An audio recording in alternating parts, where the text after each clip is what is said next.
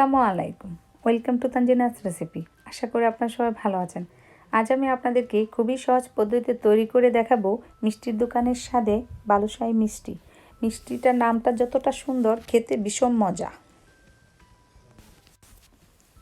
চলুন তাহলে শুরু করা যাক। এখানে আমি 2 কাপ ময়দা নিয়েছি, তার মধ্যে সামান্য একটু খাবার সোডা দিয়ে দিলাম আর 1 চিমটি লবণ। এটা দেওয়ার পরে মিক্সড করে নিচ্ছি। আর এখানে দিয়েছি হাফ কাপ পরিমাণের ঘিটা দেওয়ার পরে ভালোভাবে এরকম করে হাত দিয়ে মেখে নিতে হবে। আর এরকম একটু জড়া জড়া হবে। তো তারপরে দিয়ে দিচ্ছি 1/3 কাপ পরিমাণের টক দইটা দেওয়ার পরে এরকম একটু শুকনো একটা ডো তৈরি করে নিতে হবে। এটা খুব বেশি নরম হবে না।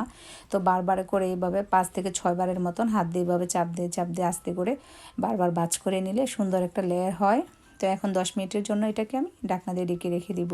তো এই ফাঁকে আমি চুলায় একটি হাঁড়ি বসিয়েছি, তার মধ্যে আমি 2 কাপ পরিমাণের চিনি দিচ্ছি আর 1 কাপ পরিমাণের পানি দিচ্ছি। আমি এখানে একটা শিরা তৈরি করে নেব। খুব ঘন শিরা করব না, শিরাটা যেন একটু আঠালো আঠালো হবে, তখন আমি এটাকে নামিয়ে নেব। তার মধ্যে দিয়ে দিচ্ছি সামান্য একটু জয়ফলের গুঁড়া আর একটা লেবু পিস আমি চিপে দিচ্ছি। তাতে করে শিরাটা জমাট বাঁধবে না, খুব সুন্দর থাকবে। তো এটা দেওয়ার পরে একটু নেড়ে চেড়ে নিচ্ছি।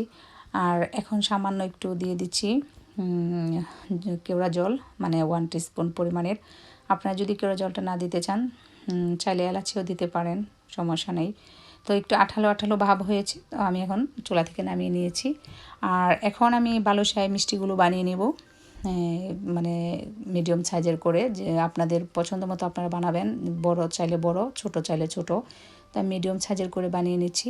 আর এভাবে করে গোল করে বানিয়ে তারপরে মাঝখানে একটা আঙ্গুল দিয়ে ভালোভাবে এইভাবে করে চাপ দিতে হবে, তাতে করে বালুশাইয়ের শেপ আসবে সুন্দর।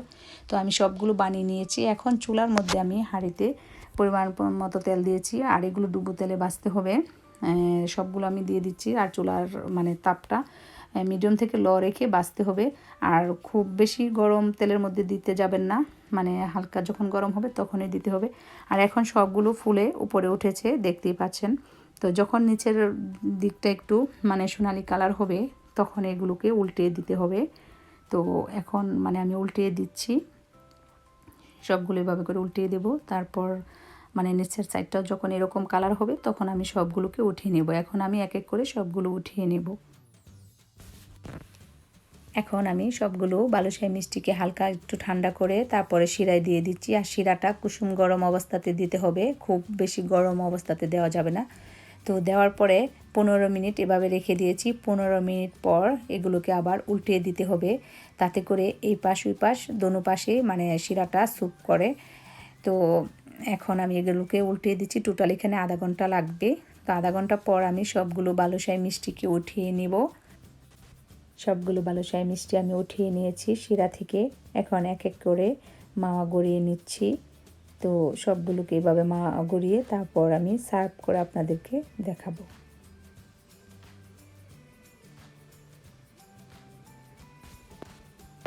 তৈরি হয়ে গেল আমার মিষ্টির দোকানের সাথে বালুশাই মিষ্টি। নামটা যেমন সুন্দর, খেতে খুবই মজা। এটা একবার ট্রাই করে দেখবেন বাড়িতে, খুবই মজার। আর যারা যারা এখন আমার চ্যানেলটি সাবস্ক্রাইব করেননি, প্লিজ আমার ভিডিওটি লাইক ও চ্যানেলটি সাবস্ক্রাইব করে আমার সাথেই থাকুন। আমাকে কমেন্ট করে জানাবেন কেমন হয়েছে। আমি একটু ভেঙে দেখাচ্ছি ভিতরটা কতটা জুসি হয়েছে। তো আজ এই পর্যন্ত, সবাই ভালো থাকুন, সুস্থ থাকুন, আল্লাহ হাফেজ।